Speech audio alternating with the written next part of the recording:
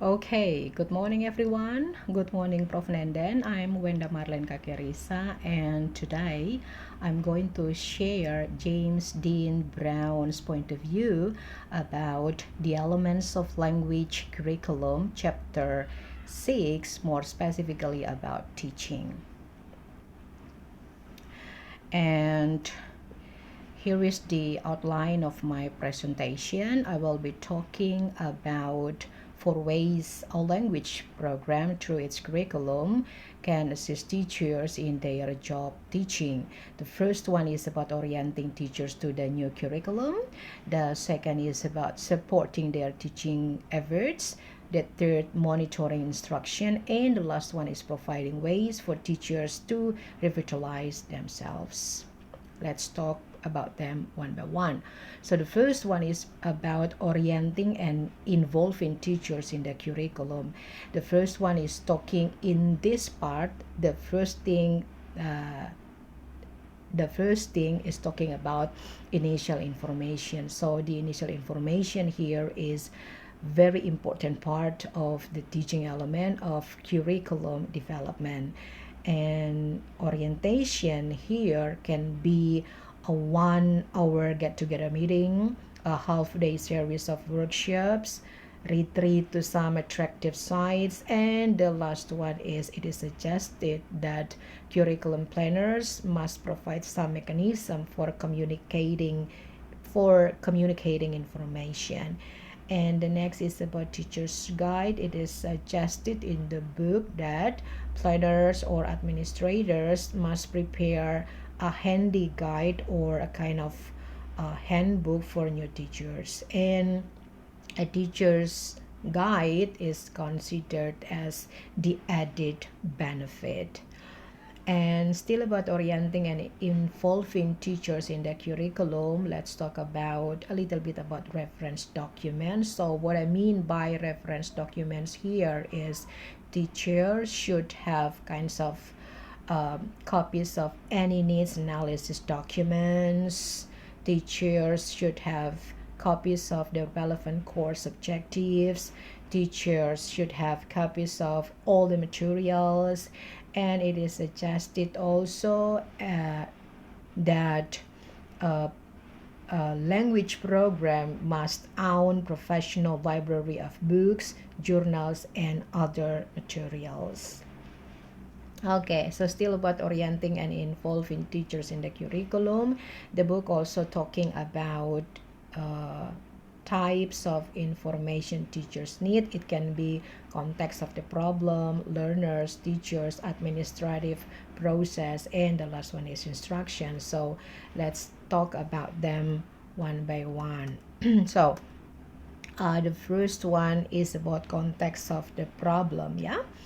For all language programs, useful information might include a description of the institution itself, its resources, and the administrators, teachers, and learners involved. Additional information might be provided on the curriculum development stages that have already taken place. So this kind of information is fundamental since no program can be planned or thought in a vacuum.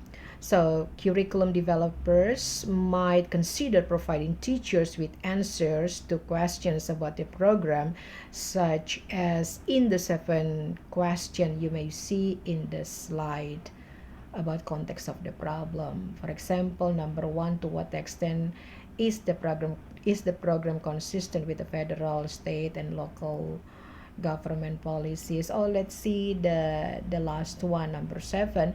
What kind of community support is probable for the program, if any? Okay, and next is about the learners. So the second is learners.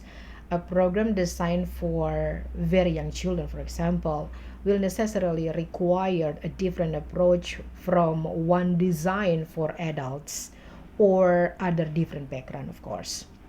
Hence, any language program must take into account learners' considerations such as uh, who will the program serve, how many learners will the program serve, what is the educational and cultural background, and so on. So answers to such questions, as you see in the slide, will provide information about the degree to which the learners form heterogeneous or homogeneous group, the kinds of problems that curriculum planners and teachers are likely to face, and some notion of the learner's expectations. So you may see the questions about learners in the slide. Next is about teachers. So teachers are also interested in fellow teachers, right? Just like what you also feel sometimes in the classroom or in doing your job as teachers in teaching. So the curriculum planners will have gathered in information or important information about the kinds of teachers the program depends on. So the teachers may differ in their individual teaching skills, in their attitudes towards teaching, in how they teach, in the demands that can be made on them, and so forth. So teachers might need to answer the following question, as you can see in my slide, such as what teaching skills do the teachers have, or number two, are the teachers native speakers of the language that are teaching? If not, what is the proficiency level? So in my understanding, knowing teachers proficiency level is very important, because the administrators want to see the proper or the appropriate teachers involving in that program, and etc., as you can see in my slide. And then it's about the administrative process. It is the fourth.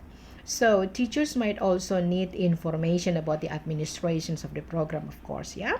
So the information on the administrative process can be very complex. So those in charge of introducing new teachers to a program need to provide information about these processes to help new teachers avoid or at least minimize mistakes later. So those 13 questions you may see might be usefully be answered about administration. Okay, next is about the instruction.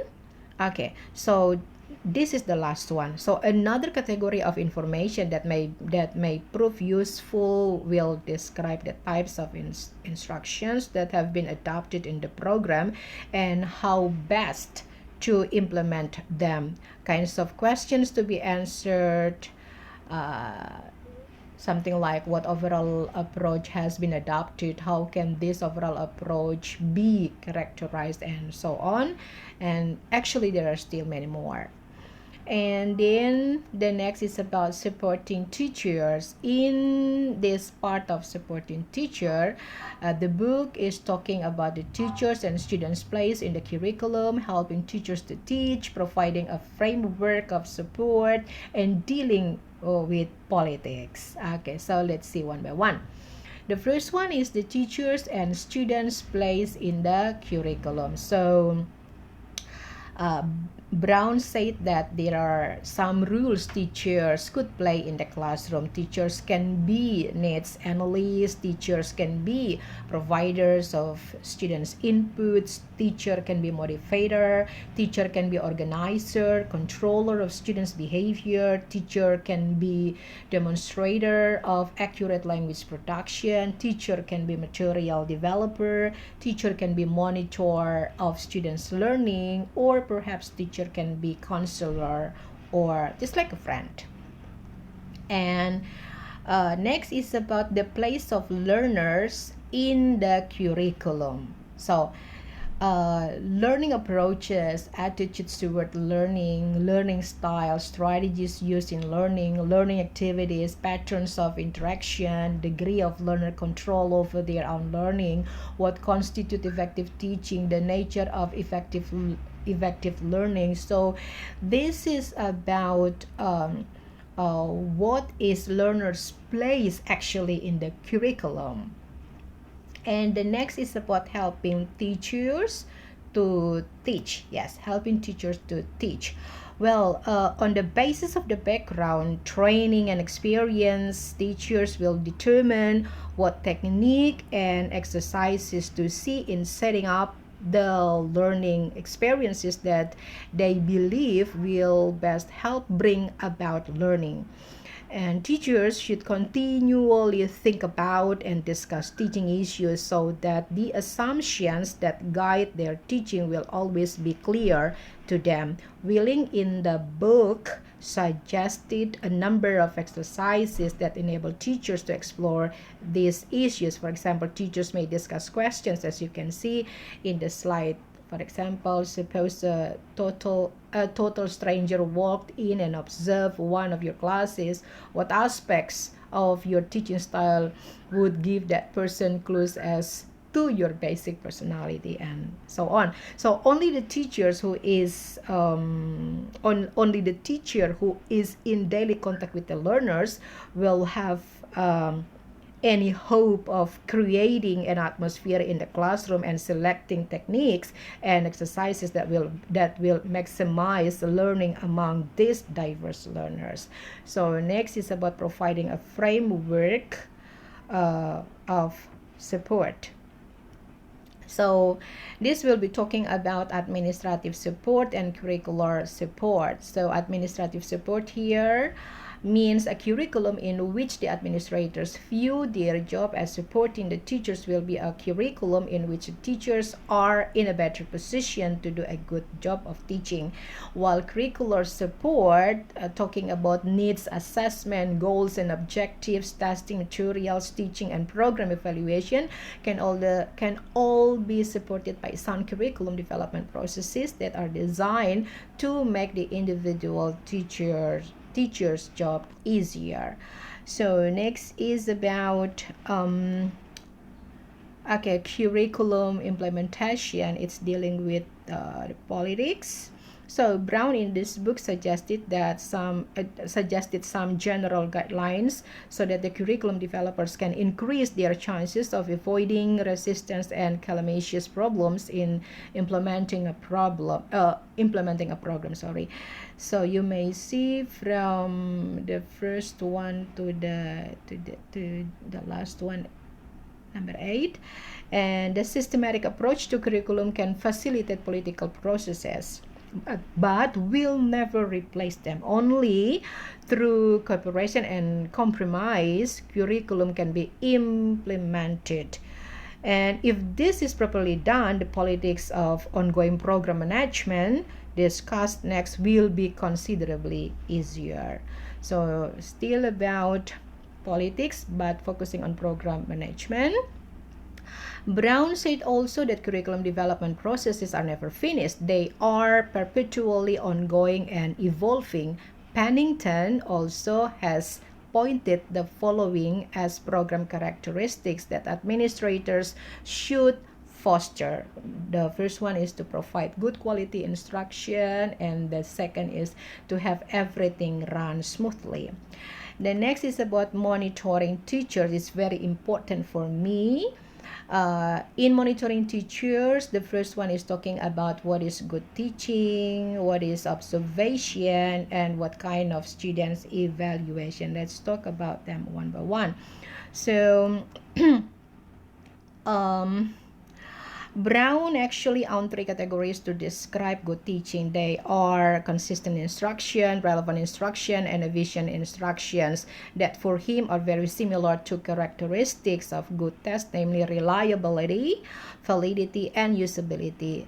This part was actually also questioned by Bu Nurti in our discussion class, that what is the difference among them, and could you give any examples or situation of each? And Bu Nurti, here is the explanation. So the difference is, the first one is consistent instruction.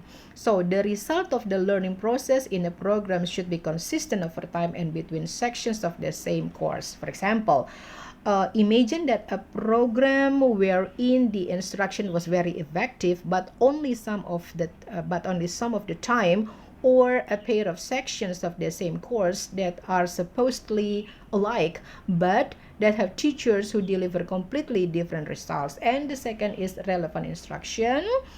The relevancy of program instructions can be defined as the degree to which a program delivers what it claims to be offering, as well as the degree to which what it is producing reflects sound language teaching practice. For example, consider a course designed to teach conversational English for social purposes. If monitoring reveals that the instruction is focused on grammatical structures, the monitor might legitimately question the relevancy of the curriculum because the course doesn't appear to be delivering on its stated purpose. And the last one is efficient instruction. So this is the last one. The concern is that a program be practical. So it is clear that if given an infinite amount of time and unlimited resources, any program could teach students to a level of almost native proficiency in any language.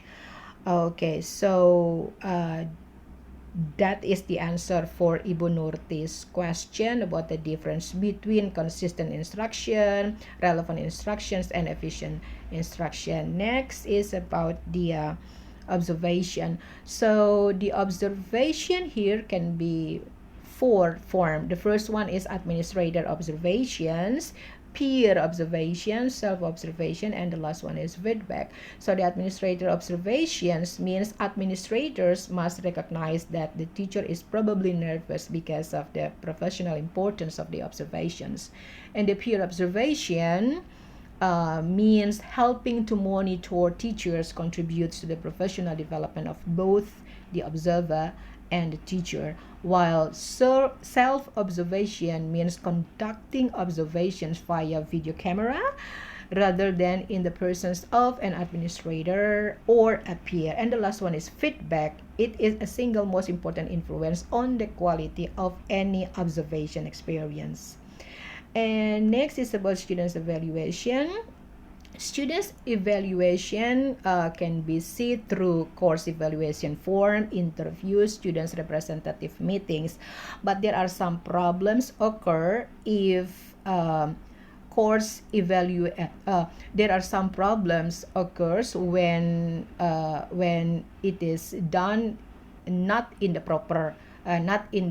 proper action. For example, evaluating too many different courses with only one form, addressing too many issues on one questionnaire, attempting to be too empirical.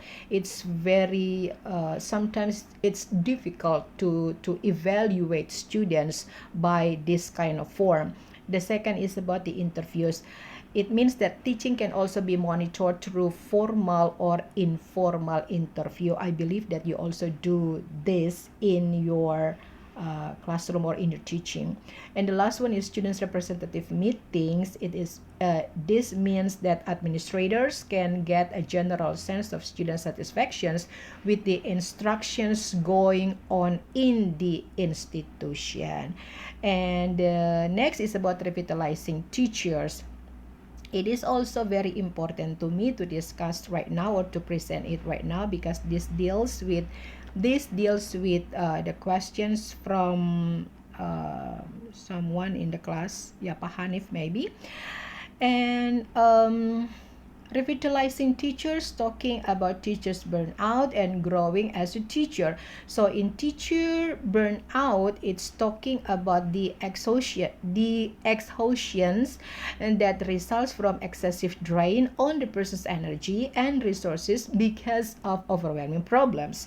Victims of burnout feel frustrated and cynical about their work and gradually lose their effectiveness on the job. And the next is about three main causes for burnout. They are Gracie state that it can be stress, frustration, and also low status. And the next is about growing as a teacher, and this is also asked by Pak Hanif. Pak Hanif asked me, in your presentation slide, you stated that to keep growing as a teacher, teachers must adopt positive attitude toward their subject matters, students, colleagues, programs, and themselves. But actually, I didn't explore more the reason why is it so. So Pak Hanif asked me to explain the reason why is it so. So here is the answer, Pak Hanif. Well, Graces suggested that developing a positive attitude toward the subject matter may be accomplished by varying what Brown calls techniques and exercises, as well as the materials and course thought. She also recommended exchanging ideas with fellow teachers, setting realistic goals, and developing professionally. So to promote a positive attitude towards students, Grace's advises to getting to know teachers individually as people, showing interest in them, developing sensitivity for their personal needs and reasons for studying the language, and positive attitudes toward fellow teachers. And the program can be fostered by being supportive of fellow teachers, keeping channels of communication open through positive suggestions, and showing pride in working with fellow teachers and in the program. However, shaping attitudes, as useful as it may be, is only part of the solution. In short, there must be means for teachers to continue growing if they are to continue to do a reasonable job of delivering instructions. So that's my answer to Pak Hanif. I think that's all my presentation today. Thank you so much. God bless you. Bye.